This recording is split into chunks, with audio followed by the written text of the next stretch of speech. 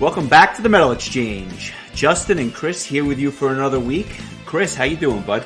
Very good. It was a lot of fun going back and listening to this album that just like elicits so many memories and just a lot of nostalgia for me. So yeah, it's going to be a very interesting week. I think of all the albums we've done, this is by far the most obscure of the bunch. But by the same token, I think it's going to open a lot of people's eyes. But before we get into The Edge by Eternity X, did you hear anything else this week that you liked?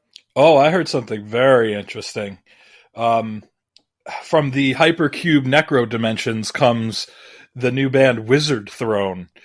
And they released a single called The Frozen Winds of Thraxia. And please tell me how you describe the genre of this music. Oh, I would say it's like wizard math metal. I'm glad you mentioned this because it was on my list of things to talk about because this came out of nowhere and it pretty much came out of exactly what you just said. And it's every bit as absurd as it sounds, but it's awesome. So it is members of Gloryhammer, Aether Realm, Ailstorm, and Necrogoblikon, just to name a few, have come together to make this. I don't know. I guess your description is the best I'm going to come up with because it's got that that speedy power metal feel that you get from Gloryhammer, but with the harsh vocals that you get from an Aether Realm. It's a really kind of cool combination, and this is, I think, another something from the crazy brain of Chris Bowes from Ailstorm and Gloryhammer, looking to just like master another genre of music. He's already mastered pyre metal and power metal. So, I mean, there are elements of black metal here. There are elements of power metal, like you said. There are elements of death metal. I mean, it's all over the map, but somehow it works really, really well. Obviously, only heard the one song that you mentioned, but I'll be looking forward to the disc, which comes out a little bit later this year. Yeah, I wasn't even aware that it was something that anybody was working on, and then all of a sudden there's a song out there. So that was kind of a nice little surprise this week. So that was cool. I gave the song a really good listen earlier today, and definitely one of those things where, like, if you had played that for me in high school, I would have been like, I'm never listening to that band again. But now that I'm older and have a little bit more of a wider palette, I found it quite enjoyable, and I look forward to hearing the rest of it. Yeah, I completely agree. Two things I want to mention before we go forward. There's a band that's been getting quite a bit of buzz over the last couple of weeks. I think they've released a couple of singles, and the album just got released in its entirety with the most ridiculous name, and that's Temple Balls. You can't make it up, and it's exactly as ridiculous as it sounds. They came out with an album called Pyromide. A bunch of Finnish guys came out on April 16th of this year. The album is fantastic. It is like sleazy Finnish hard rock, kind of in the vein of like a hardcore Superstar or a Crazy Licks, but just hooks that last and kind of stay with you, and just a really fun release. And I enjoyed listening to it, and I can already see it's going to be in regular rotation for the foreseeable future. Have you had a chance to hear any of the singles or anything? No, I have not had a chance to pray at the Temple Balls, so but I look forward to getting that opportunity. A little different than Metal Church, but something I think you're definitely going to enjoy for sure. It's really good release. I think I had heard Glenn from Prog Power mention them at some point, maybe during one of his video casts or something. But yeah, I've been meaning to listen, and I just haven't gotten a chance. But yeah, I look forward to hearing the Temple Balls. Yeah, it's just fun to say. It's fun to say, and it's a fun listen. So it really checks all the boxes, if you will. And one other thing that somebody literally sent me, and I listened to it just before we started recording. A band called Ghosts of Atlantis released a single back in January called The Third Pillar. It's off an album that came out in late March, and the album is called 3624. I don't know if it's an ode to Chicago or something. I have no idea, but this was like melodic death metal, but kind of in the vein of like a Dimmu Borgir or something like that. And I just heard the one song, and I'll be checking out the album because it was amazing. And it's something that we had missed, or certainly something that I had missed earlier in the year. If the single is any indication, I look forward to checking out the rest of the album as soon as we're finished recording, because it was awesome. Cool. Yeah. Post that or send it my way. I'd like to give that a listen as well. Definitely will. But with that, we get to your album of the week that you had chosen, and let me tell you, this was an album that I've had this on my list of albums to review and kind of go back and listen to. I'm not sure that our listeners are necessarily familiar with this album. This is, as I said, one of the more offbeat and eclectic choices out there.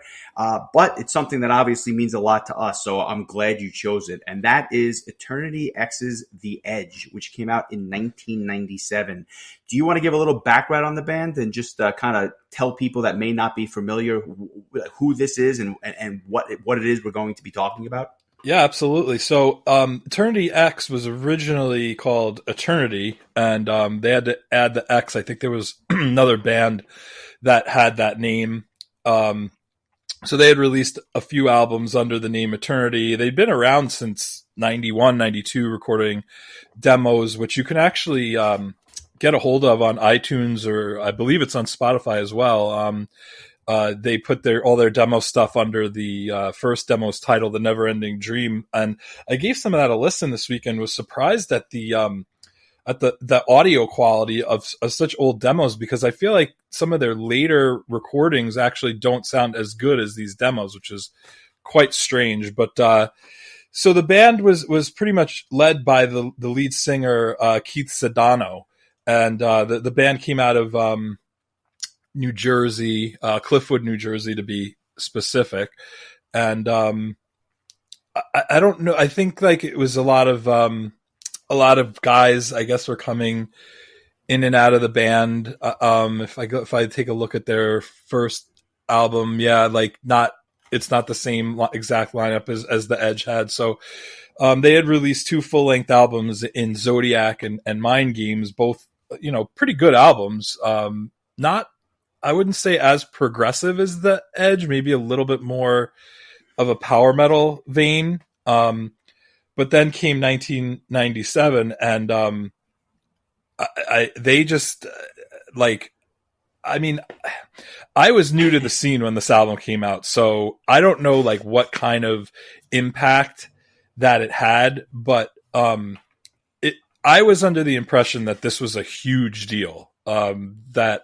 Because when I heard this album, and I got to give the credit to our friend Ralph on this one, because he was the one who made us aware of it. I just remember him just playing songs from it, and I remember going to his house and just listening to the whole album and just knowing that it was one of those albums that I was going to have to get a hold of. And it wasn't the sort of thing that you would just go to the record store and buy, because it was an independent label, and it was also 1997. You couldn't buy a Stradivarius album in a record store. So I think the both of us got a hold of this album in the same way by actually sending a letter to the one of the guys in the band, Keith Sedano, the front man, and saying like, here's however much the album cost. It would mean a lot to us if you could, personalize it or sign the album or whatever. And I remember I think I had just left like an order form or with the letter or whatever on the counter, and my parents ended up mailing it for me, and then they intercepted the package and then held it and then gave it to me as a Christmas gift. And that's when I got both the Edge and Mind Games signed by the band with a really nice note that Keith wrote on like the band's letterhead. So from the get-go, I mean, and I haven't even started talking about the music itself. Like this was like a very important band to us and our small group of friends. Yeah, and I guess maybe at the time, because we were so young, I guess I didn't realize the scope of certain bands, like how big a Savatage was, or how big a Dream Theater was being on MTV, because I kind of lumped Eternity X in the same bucket, just in terms of, bands I was listening to in the late 90s. But when you really like break it down, they never achieved the stardom that some of these other bands achieved. And you mentioned their first two full-length albums, Zodiac and Mind Games. I have both of them. They don't sound anything like The Edge, which we're covering today. In fact, if you heard it, other than Keith Sedano's vocals, you probably wouldn't even know it was the same band. Would you agree with that? And to be fair, I actually really enjoy Mind Games. I think there's some phenomenal tracks on there. It just sounds nothing like the album we're talking about today. Right. Yeah. And like I said before, I think it is a little bit more like classic heavy metal oriented, maybe a little power metal oriented. And there's some songs I really, really like from both albums. Sure. Aquarius being one of them from Zodiac, and Mind Games, like you mentioned, from Mind Games. There's some really good stuff. So like clearly the band was on to something.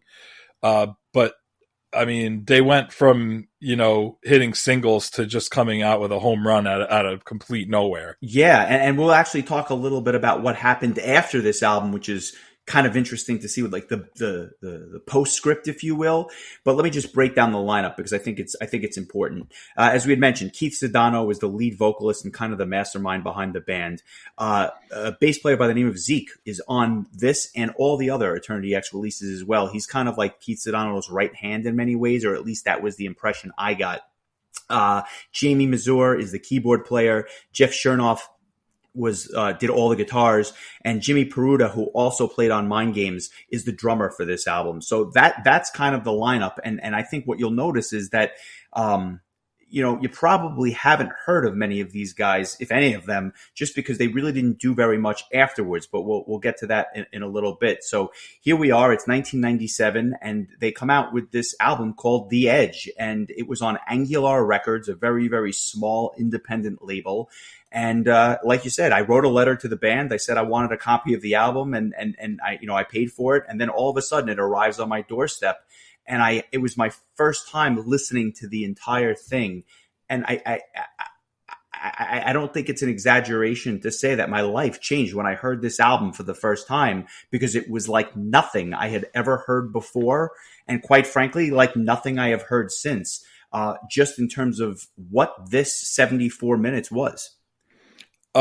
Probably the most borrowed album that I owned in high school, because I just remember both Mike and Brian borrowing it so many times from me. Like, it would be like, I feel like Brian would ask me to borrow this and Legendary Tales by Rhapsody, like every other month or so, just he needed to get his fix. I'm surprised knowing him, I'm surprised you ever get it back, but that's a story for another day and another podcast. Yeah. I mean, we're talking like before the times of burning CDs and stuff. And I'm not sure why I never just copied it to a cassette or something like that. But, it was just funny to me. Like the Edge was always on loan, for me as a kid. But, yeah, like, in my day of making mixtapes, that first mixtape that Ralph had made for me did not have any Eternity X on it, and at some point in time, I don't remember why, but I needed to remake that tape because I don't know if I accidentally taped over something or I lost it or something. So I had his handwritten liner notes, and I happened to have his book of CDs. He accidentally left them at my house. So I was re-recording the tape, but there was a couple of discs that were not in the case. They must have been back at his house or whatever. And so I was like, let me fill in some of these blanks of missing songs with Eternity X, because I know, how much I like this band, but I don't have the album or anything. So I would put in Fly Away and A Day in Verse. Those are the two songs that really hit me right away when I first heard Eternity X. And so there's kind of like this alternate version of the original mixtape that Ralph made that's out there. And when I say out there, like, I mean, like maybe 3 people have it, and there might be a copy in my basement somewhere. But it was kind of like this director's cut version of the tape with Eternity X tracks on it. And I think I would go on to also use Baptized by Fire on a later mixtape, and I think maybe also the Edge introduction, the Edge Part 2 as well.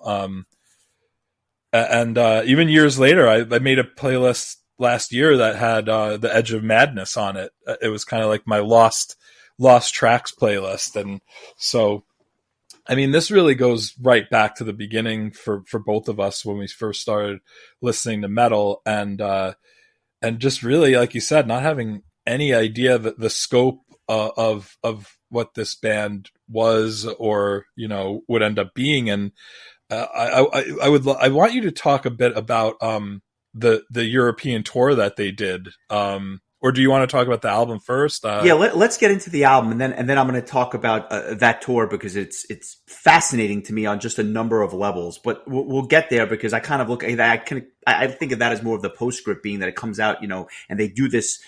They do a European tour, or a major tour of Germany a year after the album is released. But when you hear this album, right, like just sonically, before we even break down the songs, what are your thoughts? Because I think the based on discussions we've had with people and stuff like that, I think that it's a little bit polarizing just in terms of the production. Would you agree, or how does it sound to you? To me, I think for an album that was pretty much independently released in 1997, I think part of the reason I assumed that Eternity X was a heavy hitter at the time was because the album sounded as good as anything else that was coming out around that time, at least in my opinion. And I'm no, sound expert by any stretch of the imagination, but I know what sounds good to me, and this sounded good to me then, and it still does. I mean, I've heard the album that they would subsequently release after this. I mean, I realize it's kind of like a demo in a lot of ways, but it sounds awful compared to this. In all honesty. I no question about it. They just to set the stage, about 3 years after this, they would come out with an album called From the Ashes, and it was really just a live demo that they recorded. And it's not even really fair to compare it to The Edge, just because it's different lineup, different focus, and just I don't think that I think they were just trying to get their ideas down, and I'm not sure that they ever really anticipated releasing it, but ultimately they did. But with The Edge, for a independent release, I actually think it sounds fantastic. Not as clean and crisp as you would expect from an album from today, but what you notice on this album is that every single song has solos, not pretentious solos, but solos of one way, shape, or form, whether it be a keyboard interlude or really a killer bass solo, and obviously guitars, which are prevalent and whatnot. And even the drums, everything sounds good. And when it was time for a particular instrument to shine, they're able to really highlight the solo, but without taking away from the background music as well. And I thought that was fascinating, because sometimes a lot of bands today aren't able to do this as effectively as Eternity X did almost 25 years ago. Yeah, I agree. I feel like every instrument gets a chance to shine. Everything sounds clean and good. Like the bass isn't hidden, and the drums aren't overpowering everything else. It's mixed really well, and that probably explains why the album wasn't ever remastered or anything, because I don't really know that it needed to be, like maybe some of their older material was. Zodiac kind of has a kind of a rough sound to it. Mind Games, you could tell that there's an improvement there, and then they go on to The Edge, where there'd be even more improvement. But the actual like piano parts are sound so clear, and just the musicianship, and this, I feel like it echoes a lot of what I had to say about Shadow Gallery when we discussed them. But the musicianship is so strong, and it's just on full display here. And I just it's, I don't know, it's just quite the album. I mean, it's hard to put into words. I knew I would have a hard time kind of talking about it, because it's just so unique. Nothing really, like you said, sounded like this before or sounded like it after. Yeah, and what was interesting to me is that I was almost a little hesitant to go back and listen to it, which I know sounds crazy, because this was probably, and I say this with confidence, my most listened to album of the first like 3 to 5 years that I was listening to this kind of stuff, right? I start listening in 1997, and for the next 3 to 5 years, I don't think there was an album that I played more than The Edge. And I always held it in high esteem. And I think I almost didn't want to go back to it because it has been quite some time since I've listened to it. And I was almost afraid that it was not going to resonate with me the way that it did when I was a kid. And that's for any number of reasons. But I was almost hesitant to go back for that reason, I think. And what I will say is it definitely resonates with me still. And it's every bit as good as it was when I first heard it. Unlike some other albums, I think we talked about Manowar in one of our earlier episodes, and it just doesn't strike me the same way it did when I was a kid.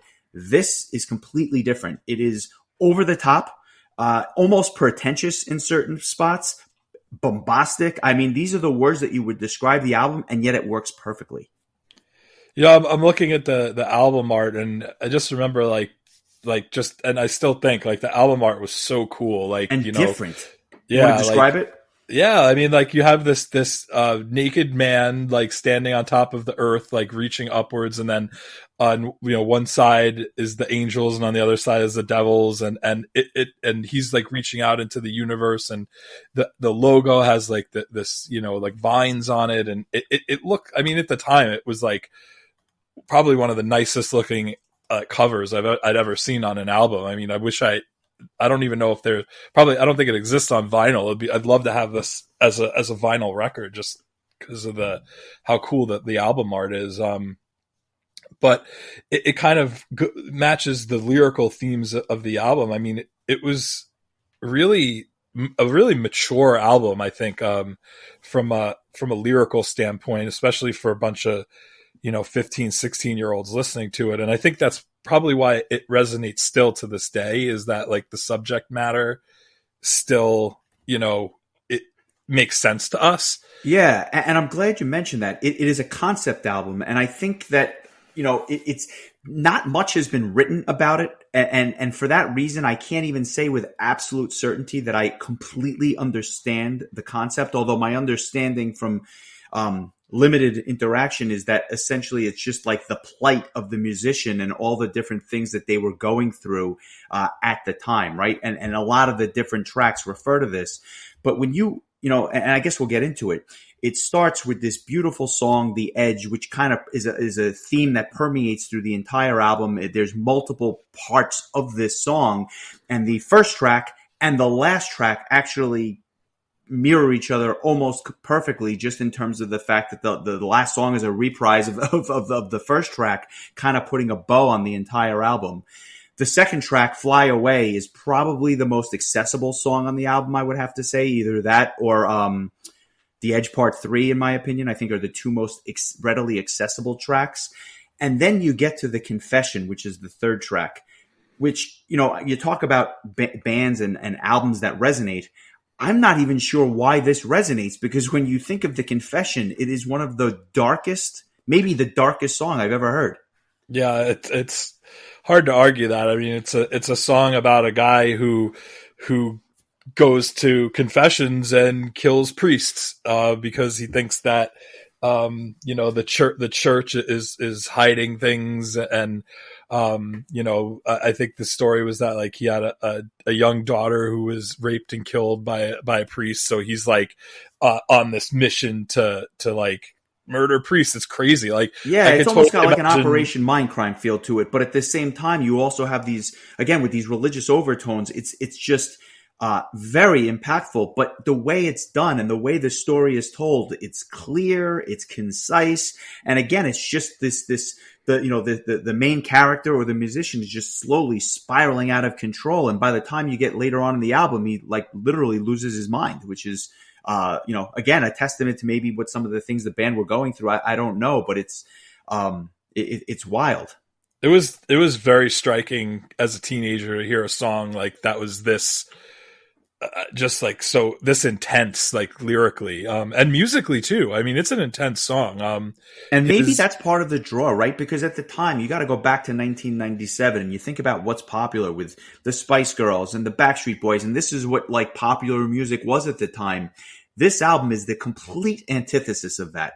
This is like dark themes, really, really mature stuff. And again, I guess that's why it resonates as an adult, because you kind of get more, in tune with some of these darker things that you don't really realize when you're 15, 16 years old. Yeah, I would totally agree with that. I just remember that this was just, I think that this was one of the songs that really, everybody that listened to the album with us, like, took notice right away of. Brian, of course, I think that was his favorite song from this album. I'm almost certain. And he listened to this just as much as we did. I bet I would be willing to bet that every one of our friends probably has like a different favorite song from this album. So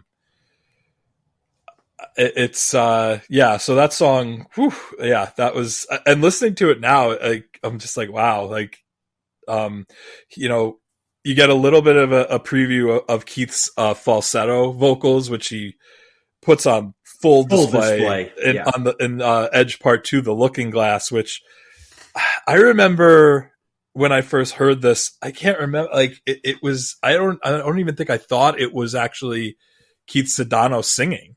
It's so, I mean, falsetto doesn't even begin to tell the story of The Edge Part 2, right? The Edge Part 2, which I think was probably my first favorite track on the album. And to your point, I think they've all been my favorite track at one point or another, or at least most of them have.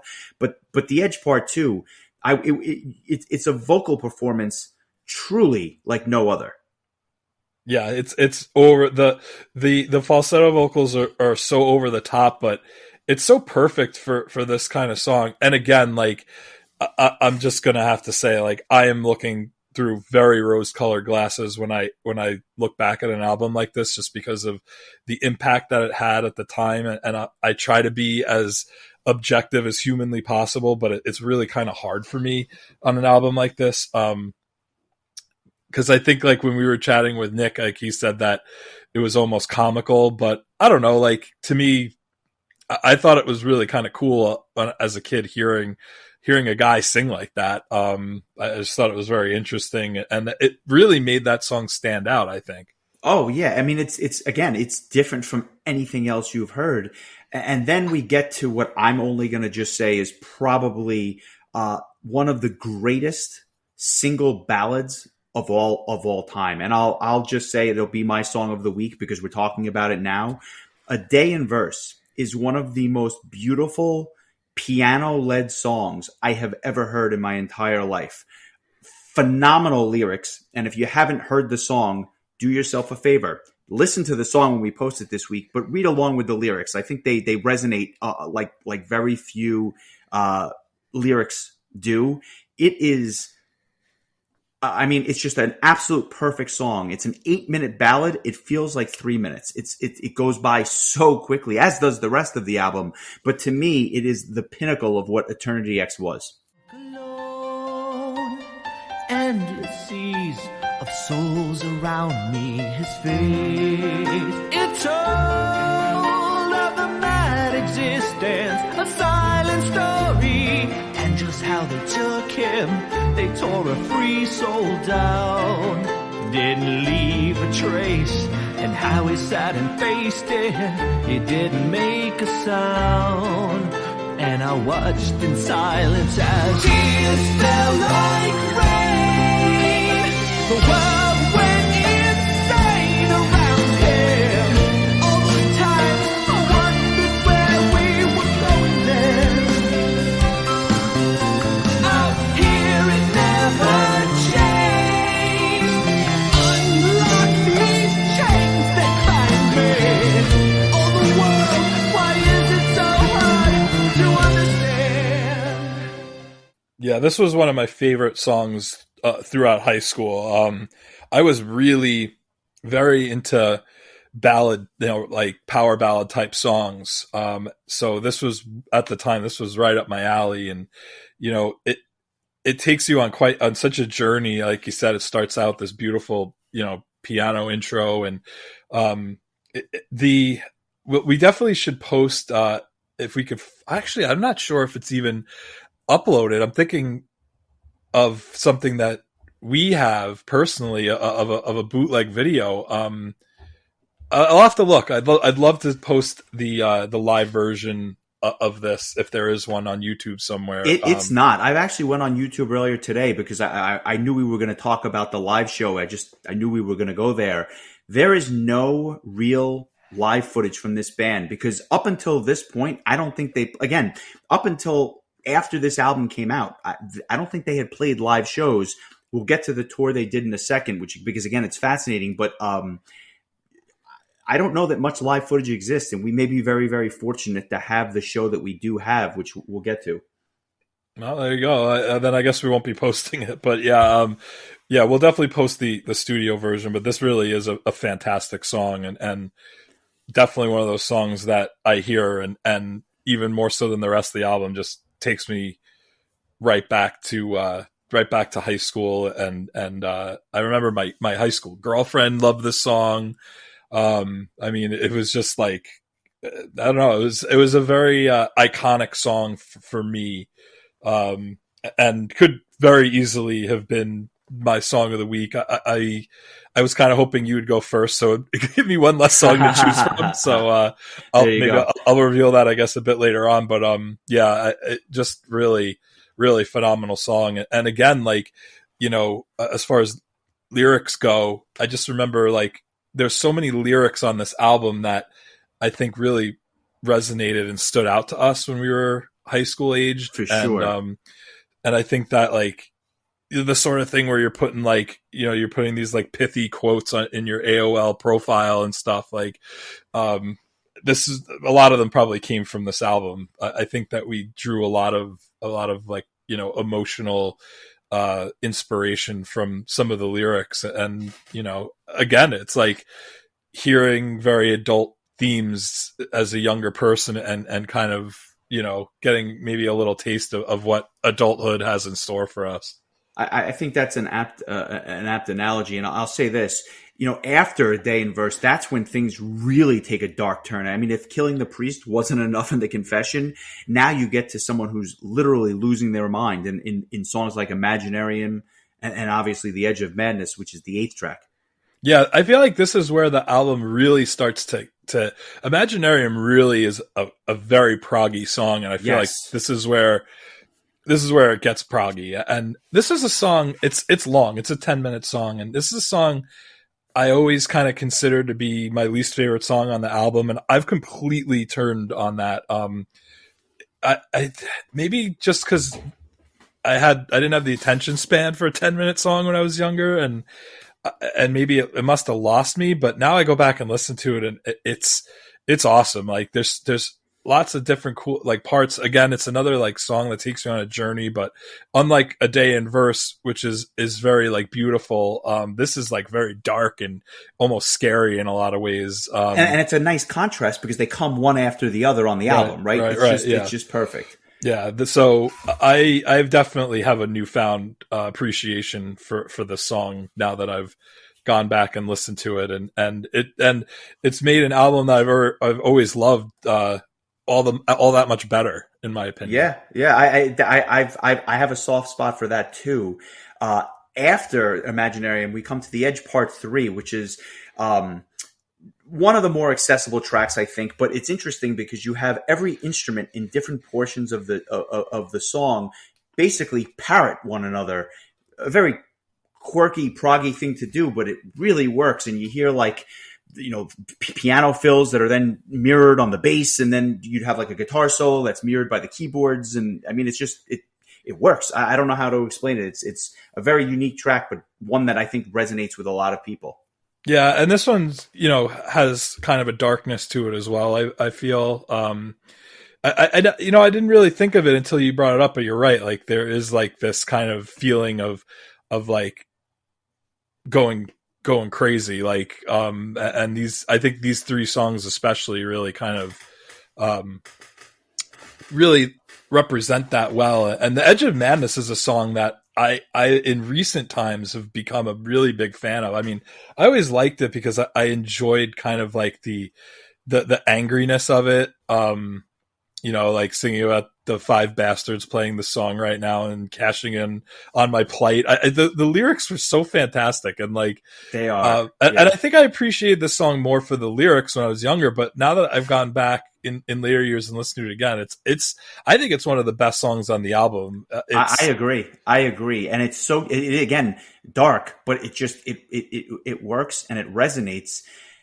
The interesting thing though is I think that track 9, Rejection, not only the shortest track by a rather wide margin, so it only clocks in at about 3.5 minutes or so, but it's kind of a misplaced track for me, and it almost reminds me or harkens back to their earlier albums. How do you even explain a track like Rejection other than an ode to Alanis Morissette? I don't even know how you would like describe this for somebody. I'm not sure, and I'd love to ask Keith Sedano, like, if there's maybe a full story through this album that maybe this fits into the story in a way that I don't understand, and then maybe it'll make more sense. I think musically it's an kind of an oddball. It's also, again, it's dark. It definitely screams breakup song, like, but it in a lot of ways, because of the lyrics saying like, isn't it ironic, you ought to know. It almost sounds like he's responding to Alanis Morissette's You Ought to Know song, which I'm not entirely sure why he felt like he needed to, or maybe like a girl that he broke up with was sent him the song and said, this is the song about our breakup. And like I said, there's not much written, so we'd only be speculating, but there's some tie to Alanis Morissette here, whether it's, the funny thing is I remember being back in high school and saying to myself, he must have dated her, but obviously I don't think that was it. But, 15, 16-year-old me, I didn't know any better. And the ties seemed so, clear at the time, but Lord only knows. If you're out there, we would certainly love to know if you have any insight into that. Yes, yeah, I saw it as more of like of metal trying to like slap the MTV generation in the face, kind of the way that like Dream Theater does it on New Millennium, on Falling Into Infinity. I thought like maybe this was his, like, their way of being edgy and being like, up yours MTV, like, up yours the pop radio generation, like, this is true music and that sort of thing. And I think that we definitely were carrying that flag because we had become so disenchanted with what was, popular at the time, like going from this amazing era of listening to the radio and hearing bands like Alice in Chains and Soundgarden and Pearl Jam. And then we kind of move into like the mid to late 90s, and that awesome alt rock scene kind of just died out. And I know I was desperate for something to latch onto musically because I loved music so much, but what the mainstream was providing was just lacking sorely. So, and this was the antithesis of that for sure. And so like in a lot of ways, a song like Rejection kind of represented that for me too, like just giving a middle finger to what was popular at the time. And that's kind of like my little anecdote about like what that song meant to me at the time. So listening to it now, it's like a little bit kind of like goofy, but it's I think you would use the word outlier. It's an outlier on this album. And like I said, misplaced in the sense that it just, I mean, if there's more there and the story fits, I certainly understand it. It just sounds like nothing else on the album for a number of reasons. Whereas track number 10, again, you want to talk about just an absolutely beautiful, beautiful song. One of my all-time favorite songs, Baptized by Fire. Yeah, to me, this album, like, there's so much going on and there's so many good songs, but for me, Fly Away, A Day in Verse, and Baptized by Fire, kind of like the beginning, middle, and end points of the album, are just these three absolute masterpiece songs. And like Fly Away is like the fastest, heaviest one. A Day in Verse is kind of the softest most ballady type. And then Baptized by Fire kind of fits right in the middle. I feel like those three songs when I was younger were the ones that really resonated with me right away. And going back and deep diving into this album, I think there's still the three, I think they're the three most, like the three best songs on the album and just the three most epic. These are songs that I think forever to me are going to be just absolute, like, you know, songs that I will always think of as some of my favorite songs that I ever listened to as a kid and beyond. Yeah, I don't disagree. I think it's interesting that you didn't choose any of the Edge tracks. Not that those are bad by any means. They're phenomenal. But the three that you kind of highlighted are not part of the theme of the Edge, if you will. Just an interesting little anecdote. What is your track of the week? And again, just to be clear, the album ends with the Edge Legacy Reprise, which is, it starts with this really slow, you kind of don't know where it's going, this slow ballady song, and then it goes right back into the Edge, the first track, and it just puts a bow on the entire thing. It's really well done and kind of creative in that regard. I found myself having the beginning of that song stuck in my head through the week, like really? Before the reprise, but like the first part, just it's got a really catchy melody to it. Sure. And it was funny, for the first time in my life, I was thinking to myself, like, I kind of wish that they had like an entire song of this part of the song instead of, obviously for thematic reasons, they wanted to wrap it up the same way that it starts. It's really cool how the album ends musically the same way that it starts. And you're right, like I didn't name any of the songs from that Edge trilogy. But the way the album just starts with the drum and the organ, like that's iconic to me. Like I will always remember those first few notes of this album. If you were doing Name That Tune with this, you'd get it after two notes. Like it's that, like it'll resonate with you once you hear it. Yeah. So, like it's just, as far as like epic introductions to an album, like that's, and the whole first song itself is fantastic. But like, again, like I said, those three songs, they're just that good that I think that they outshine everything else. And honestly, like for me, to choose the track of the week, it was going to be any one of those three, and maybe The Edge of Madness. Also, I would probably round out like my top 4 songs on the album. I mean, today, so right, it could change tomorrow. Right. But I'm just going to go with Fly Away. It's always been my favorite song on this album, and it probably always will be.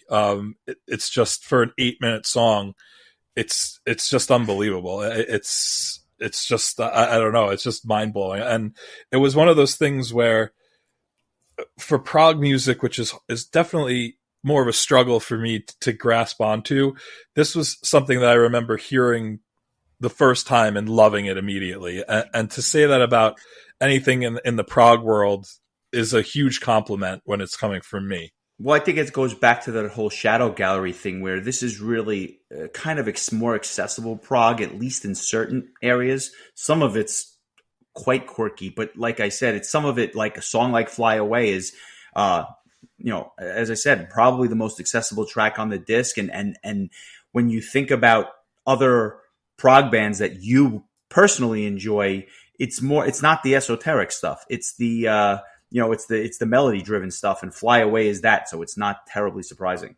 A darkened place with no window.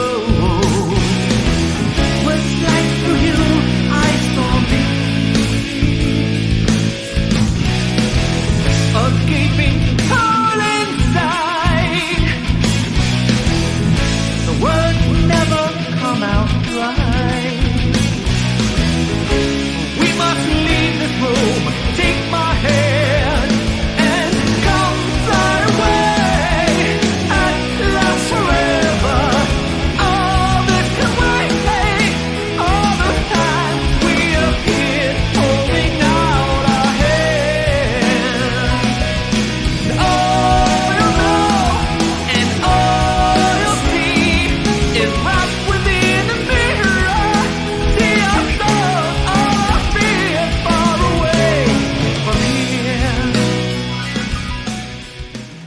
Yeah, I agree 100%. And again, like A Day in Verse and Baptized by Fire definitely fall under that category as well, where it's just very accessible. It's not, I mean, a song like The Confession or the Imaginarium, as great as those songs are, they're very dark. And if you're like slowly trying to get somebody into this type of music, that might be the sort of thing that might scare them off. So yeah, it's funny you mentioned the getting other people into the music. I'll tell you a story. I don't think I've ever told you this. We had a mutual friend, acquaintance, or what have you, which was like, who would come to me in confidence and was saying they were going through some really tough times, and they just they didn't know where to turn, and I quite frankly didn't know how to respond. I was only a kid at the time. I wound up buying a second copy of this album and giving it to them. And I said, just listen to this. Not that they were even a fan or remotely a fan of any of this type of music. I just thought that after you listen to this album, it would just change your perspective on things. I don't know if it ever worked, but I actually gifted this album to someone who doesn't know the first thing about progressive rock or progressive metal or anything heavier than what you would hear on local radio. But I hope it worked, because literally it had such a profound impact on me that I hope it did the same for them. Well, I mean, he either felt a lot better or went on a killing spree of priests. So, and I didn't see that, so I guess to that end it worked. And just to put a bow on it, they released the album in 1997. They go on this tour that we kind of alluded to earlier. The next year, they did a headlining tour of Germany, and there may have been some other countries as well, but I know for a fact they did a headlining tour of Germany. They played about 10 or 12 shows, and the opening band for this progressive metal band from New Jersey, Edguy. That's right, Edguy. Edguy opened up for the Eternity X on what was their Vainglory Opera tour, I guess, while Eternity X was touring for The Edge. And I'm fortunate enough to have a bootleg from one of these shows.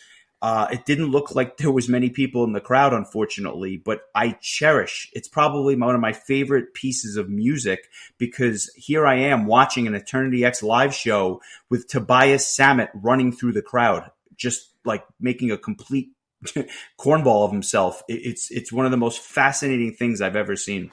Yeah, that whole thing just boggles my mind to this day. Like, especially in Germany, where Edguy was from, you'd think by the time Vainglory Opera came around that they would be able to headline shows in their home country. But again, like, our finger wasn't really on the pulse of things at the time, and I guess they still aren't, because it's hard to say like what was popular in Germany in 1997, I guess. Yeah, but and it really does make you wonder, like, did the positive press from this album, was it going to be a launching point for this band that just never lived up to the potential they showed on this album, again, mostly because they didn't really exist much beyond this?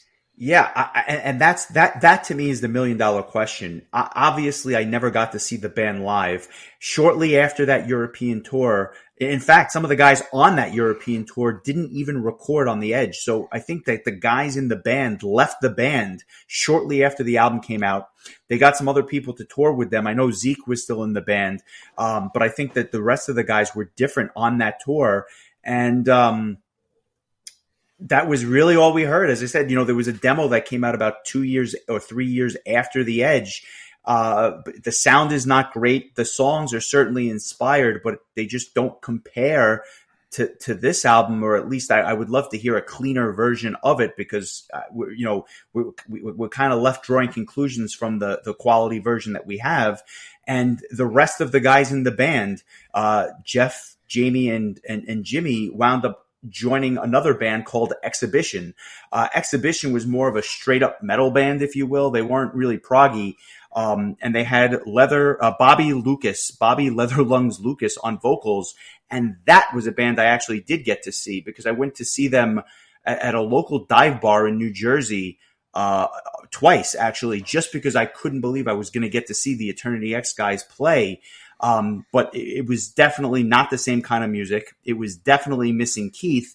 But I will say that one of the highlights of those shows was introducing myself to the band. I must have been all of 19 or 20 when I saw these shows. And I was talking with Jamie Mazur on keyboards, and he started playing A Day in Verse, like in between sets. And I like remember thinking to myself, this is as good as it gets, because I'm never going to get to see The Edge or anything off of it live. But you did get to see Old Leather Lungs, and I did, and he's still wearing his sunglasses, and I don't know that his eyes are open, because you could never see his eyes. But Bobby Lucas is still wailing out whatever he was wailing out on those exhibition albums. But again, even though it had some decent songs, it certainly wasn't this, not by any means. Yeah, I think, I mean, I could speak personally to this. The expectations of this band after this album, it might have been just beyond any sort of realistic possibility to reach. And I remember Keith saying that like he was going to use less keyboards on this album. And I remember us being like a little bit confused as to why, when the keyboards and the pianos were such a huge part of what made The Edge so memorable.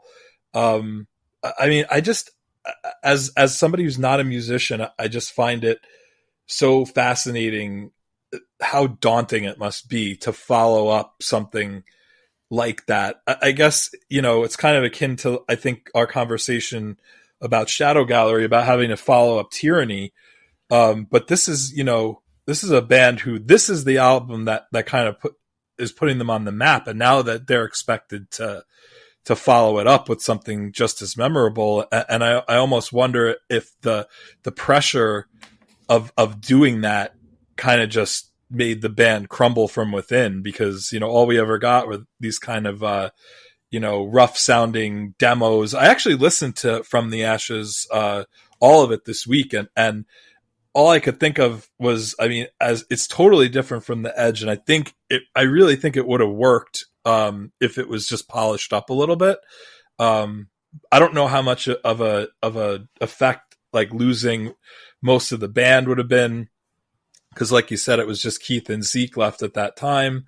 I don't know how much influence the rest of the band had on The Edge, or if it was all like Keith's, all of his, brainchild. I mean, like you said, like this is a time where the internet is kind of in its infancy, and before things would explode, the band was gone. And so there's not really a lot written down, and it's not like you could just go on to like Wikipedia and pull stuff up like, we've done in the past to do research for albums. I mean, we're not working with a lot other than our own recollection of the way things were in the late 70s, Jesus, the late 90s. Yeah, no, and I think that's maybe part of the charm as well, because we're relying on our own memories here, and although I think we're pretty certain with a lot of the facts that we're saying, if not virtually certain, it was almost like here today, gone tomorrow, and that was the end of it. And then I'm not going to say I stopped listening, but I haven't listened in so long, just because I almost don't want anything to tarnish the memories that I do have. And fortunately, nothing I did this week tarnished anything, because it held up. Again, the nostalgia factor may be high, but it works. I'll ask you this: on a scale of 1 to 10, what is it? Here we are 25 years later. Yeah, like what did Nick say? He had to go into the vaunted Chris Nietzsche eighth of a point. I don't know if I have to go that specific, but I'm definitely teetering. I don't know that I can give it a 10. I think maybe if Rejection was not there, it might be perfect. But I'm not sure. So I'm going to give it a 9.75. I mean, it's pretty much almost perfect for me. Like, it's one okay song kind of puts a little bit of a damper on it, but the rest of the album is just too damn good for it to be any lower than that. Yeah, I'm going to give it a 10 despite Rejection, and I think that's just a testament to the rest of the album and what can only be described as perfection. And the reason I say that is because I don't know that there are any other albums that elicit the same emotion from me as this one does. When I hear this stuff, I am immediately brought back to another time, but I'm not just brought back to another time in terms of, oh, I'm a high school student. It was really just kind of the emotions that went along with the album. They're still there. And I think that's a testament to the lyrics and in many cases, the keyboards, which really helped to elicit this, plus Keith's vocals, which falsetto included. It's just unlike anything I have ever heard.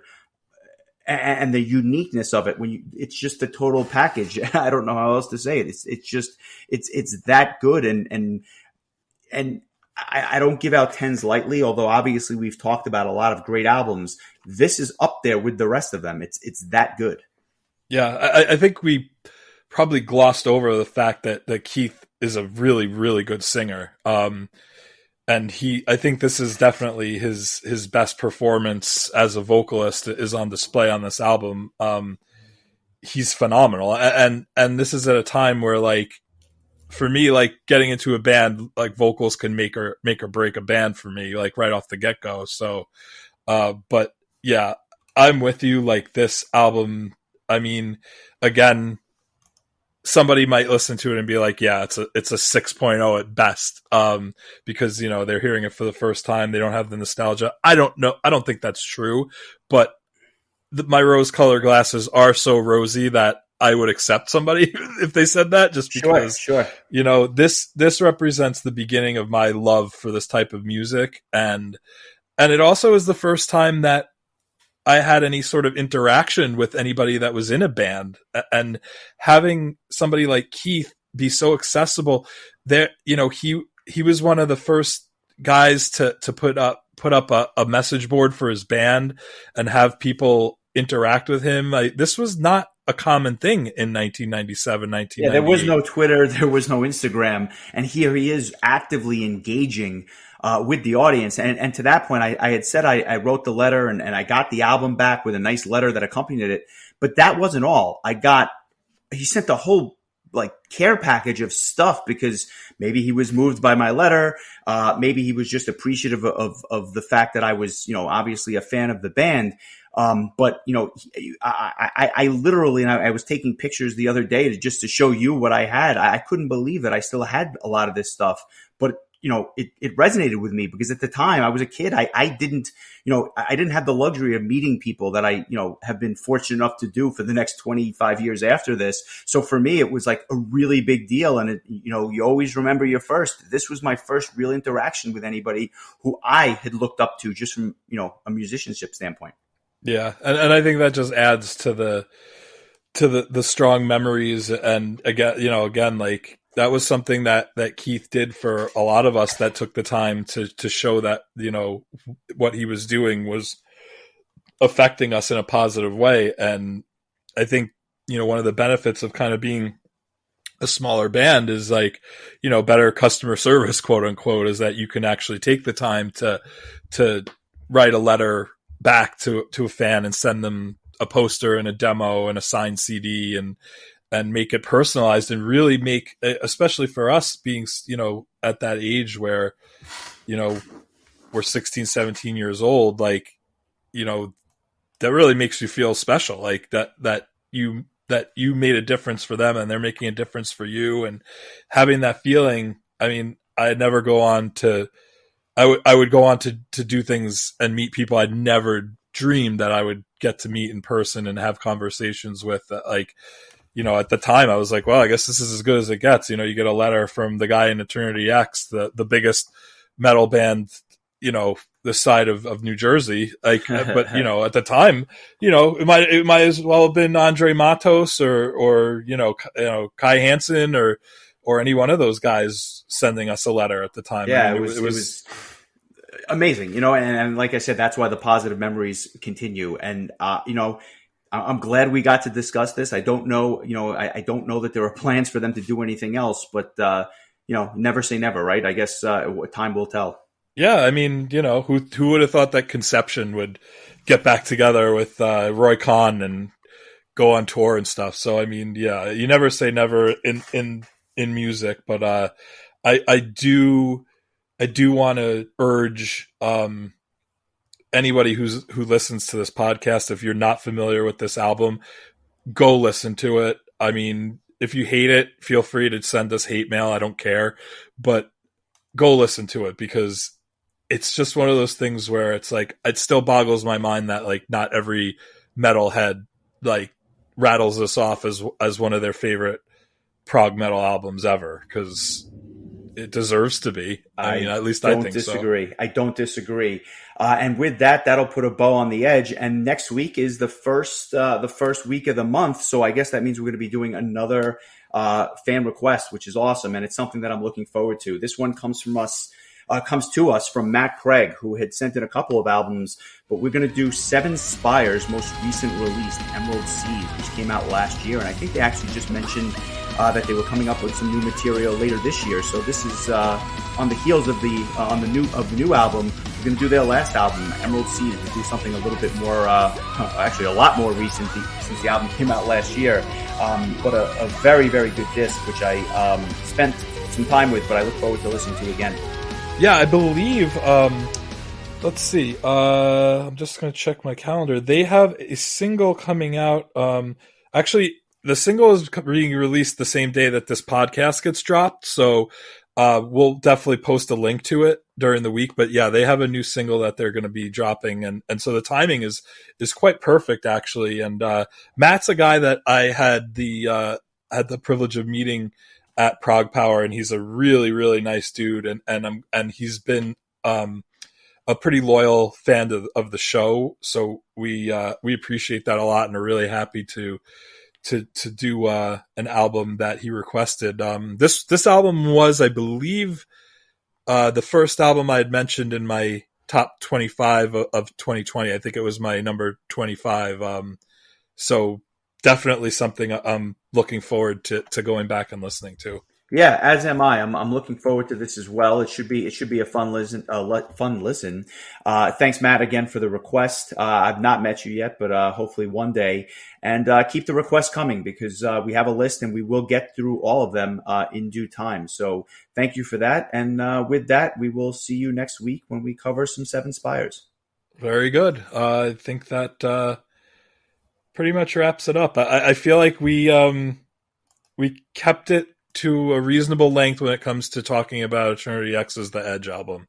Yeah, we could probably go on forever, but I think an hour is good. So if you haven't heard it, as you said, please give it a listen. Let us know what you think. I'd love to know what people think of this album if they haven't heard it, just because you won't have the rose-colored glasses that we do, but it might just resonate with you too, and I'm curious to see if it does. It's oddly accessible. Like, you would think that Eternity X, being that they've been inactive for over 20 years, you wouldn't be able to find their stuff. But I was on iTunes earlier today, and their entire back catalog is available on iTunes, which leads me to believe that it's probably on Spotify as well. So it is, and I'll post that in the comments section so that everyone can. It's not hard to find.